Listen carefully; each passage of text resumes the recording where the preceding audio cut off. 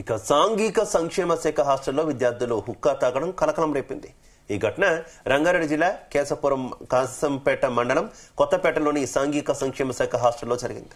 ఏకంగా యూట్యూబ్ లో చూసిన అవసరమైన సామాగ్రి ఆన్లైన్ లో తెలిసిన వారి నుంచి సమకూర్చుకుని స్వయంగా హుక్కా తయారు చేశారు. హాస్టల్లో ఉండే కొత్తపేటకు చెందిన ఇంటర్ విద్యార్థికి షాద్నగర్ లోని ఓ హోటల్లో పనిచేసే మిత్రుడున్నాడు.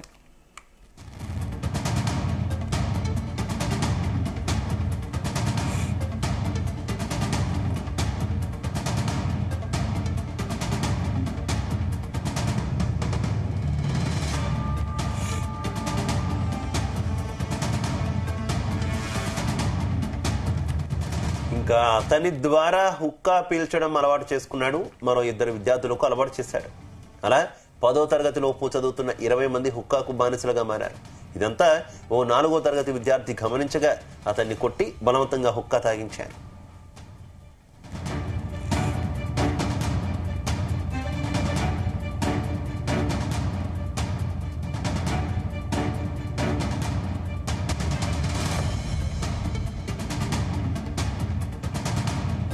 విషయం తెలుసుకున్న వార్డెన్ 2 విద్యార్థులను హాస్టల్ నుంచి ఇంటికి పంపించారు.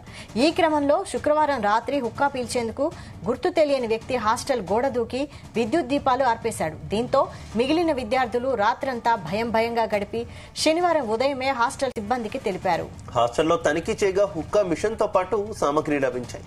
ఇంటర్ విద్యార్థుల్ని పోలీస్ స్టేషన్ కు తరలించినట్టు విశ్వసనీయ సమాచారం.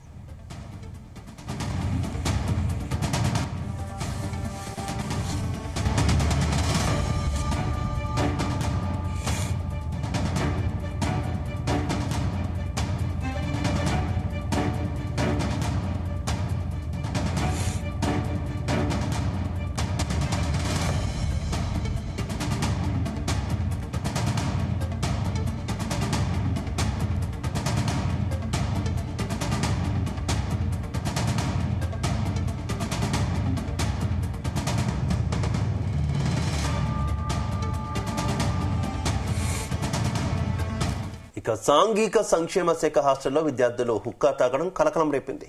ఈ ఘటన రంగారెడ్డి జిల్లా కేశపురం కాసంపేట మండలం కొత్తపేటలోని సాంఘిక సంక్షేమ శాఖ హాస్టల్లో జరిగింది. ఏకంగా యూట్యూబ్ లో చూసిన అవసరమైన సామాగ్రి ఆన్లైన్ లో తెలిసిన వారి నుంచి సమకూర్చుకుని స్వయంగా హుక్కా తయారు చేశారు.